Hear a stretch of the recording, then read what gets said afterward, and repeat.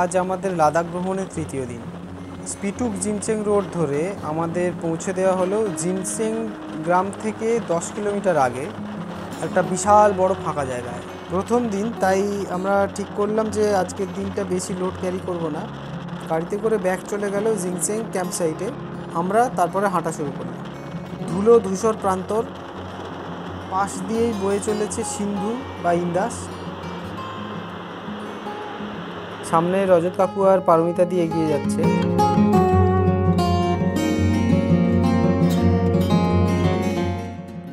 রাস্তার পাশেই দেখতে পেলাম ছোটবেলায় ভূগোল বইতে পড়া সেডিমেন্টারি পাথর আর মাটির বিভিন্ন স্তর। তারপর আমরা পাশ থেকে মাটির একটুখানি অংশ তুলে নিয়ে দেখতে শুরু করলাম। বেশ শক্ত, অথচ লেয়ারে তৈরি এই মাটি।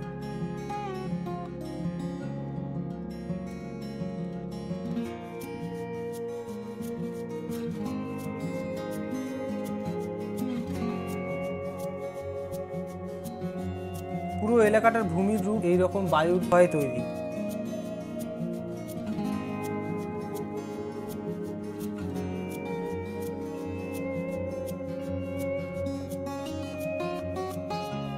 তারপর আমরা আবার হাঁটতে শুরু করলাম জিনচেংয়ের উদ্দেশ্যে।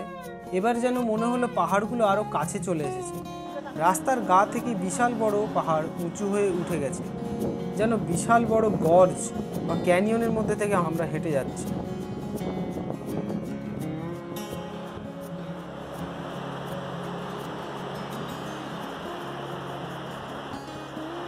পাশ থেকে জলের ধারা বয়ে যাচ্ছে, যেটা গিয়ে সিন্ধুর সাথে মিশেছে। আর জলের স্রোতের ধারে ধারেই ছোট ছোট গুল্ম জাতীয় ঝোপ দেখতে পেলাম।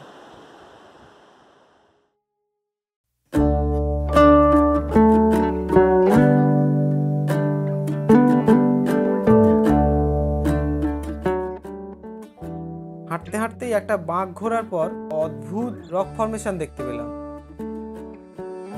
প্রকৃতির যেন এক অপরূপ খেলা, যেন হাতের মতো কেউ একটা আশীর্বাদ করছে।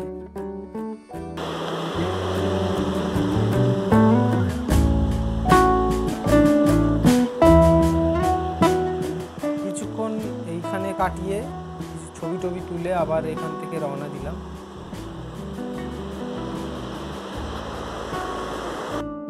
অঞ্জন, রজত কাকু, জেত্রিদি, কৌস্তবদা আর একদম ওই ডান দিকে দেখা যাচ্ছে পারমিতাদি আর পদ্মাদি।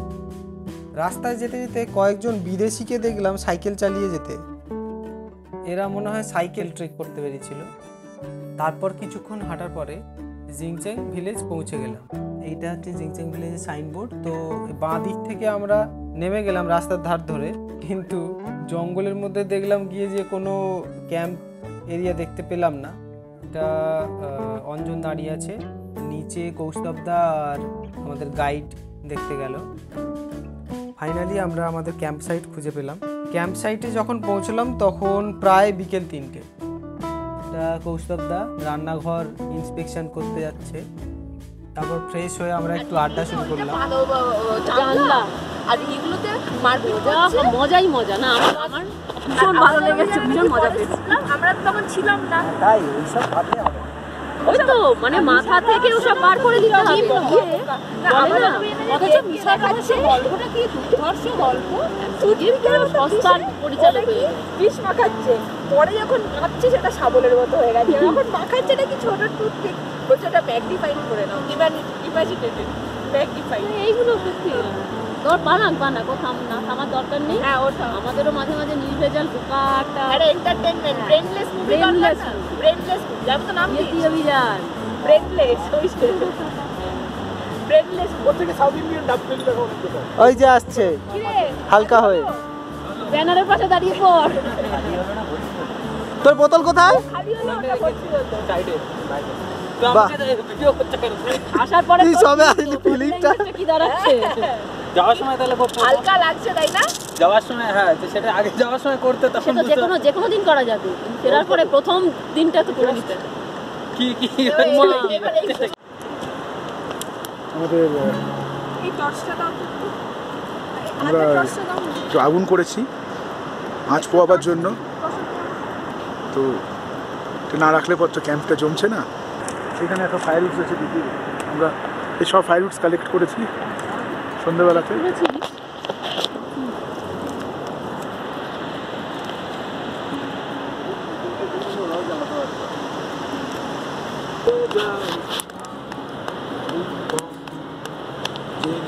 শঙ্কর হোটেলের ভাড়া রাত্রি নেমে এলে আসবে তোমার ঘরে ছবিটা জ্বালিয়ে দিতে, আর কেউ নয় সে যে আমার ফেলে আসা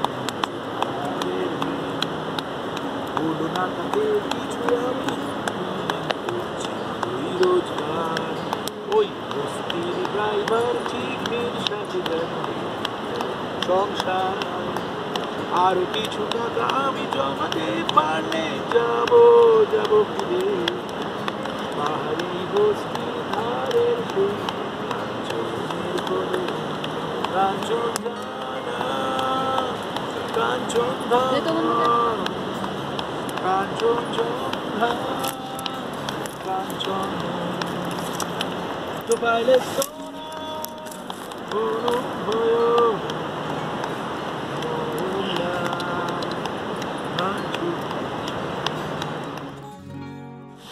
Good morning to all. This is the second day of our camping. We are at Sing Sing in this morning. These are all equipments which will go: harness, carabiner, rope, etc. সব রয়েছে। আজকে যদি আমাদের লাগবে না, this will all record on the day of summit.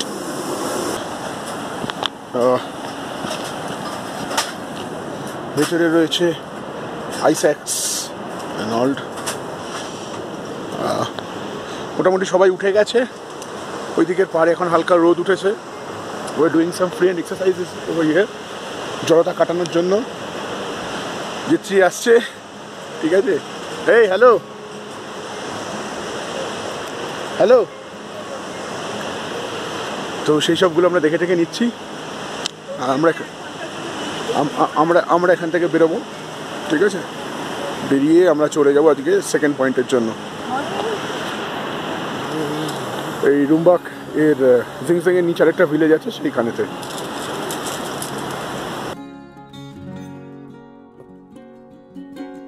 পরের দিন আমরা হাঁটা শুরু করেছি। রাস্তায় দেখতে পেলাম এই ঘোড়াগুলো।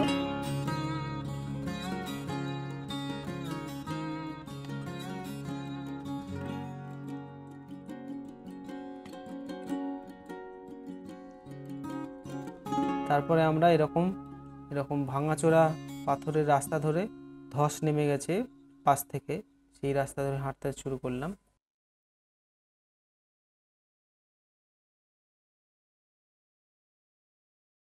তো হাঁটতে হাঁটতেই পাশে এখানে দেখলাম একটা জায়গায় পুজো করার জায়গা, তো এখানে খানিকক্ষণ একটু জিরিয়ে নিলাম।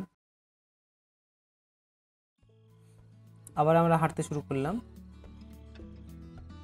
এটা কিছু দূর যাওয়ার পরে এই রকম একটা দৃশ্য, দারুণ। মেঘ হয়ে আছে, নীল আকাশ, আর ওটা পারমিতাদি। পাশেই একটা স্তূপা মতো, স্তূপার একটা ভাঙাচোরা অংশ। কিছুক্ষণ এই রাস্তা থেকে হাঁটার পরে বাঁ দিকে পাহাড়ের গায়ে দেখলাম কিছু কালো কালো নড়ছে। তো আমি ক্যামেরা জুম করে দেখতে পেলাম এই লাদাখি ছাগলগুলো চড়ে বেড়াচ্ছে। দারুণ, একদম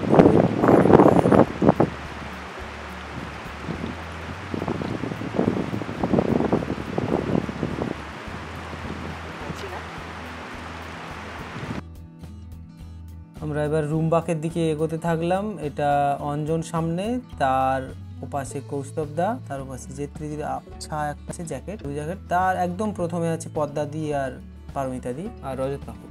এই রজত কাকু হাঁটছে সামনে, আমরা রুমবাকের দিকে এগিয়ে যাচ্ছি। আর ডান দিকে বেড়া দিয়ে ঘেরা, এগুলো চাষবাস করে ওরা, গ্রামের কোনো চাষির ক্ষেত।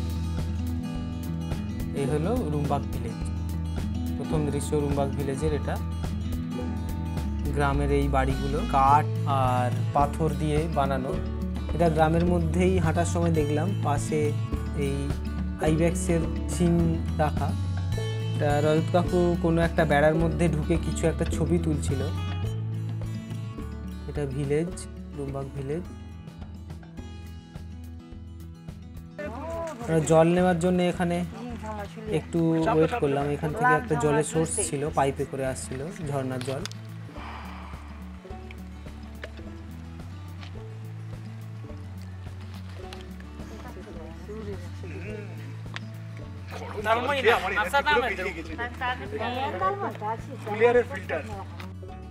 রুমবাগ ভিলেজ থেকে বেরিয়ে পড়েছি, আমরা হাঁটছি। রুমবাগ থেকে যাওয়ার পরে আমরা স্টোকলার আগে একটা ক্যাম্প করব, সেখানে থাকবো। এইটা একটা পুরো ভ্যালি, ছোট ছোট ঘাস জাতীয় গাছ, এগুলো গুল্ম টাইপের। আর ওই আমাদের ক্যাম্প দেখা যাচ্ছে। আর এটা আমাদের টেন্টের ভেতর থেকে বাইরেটা।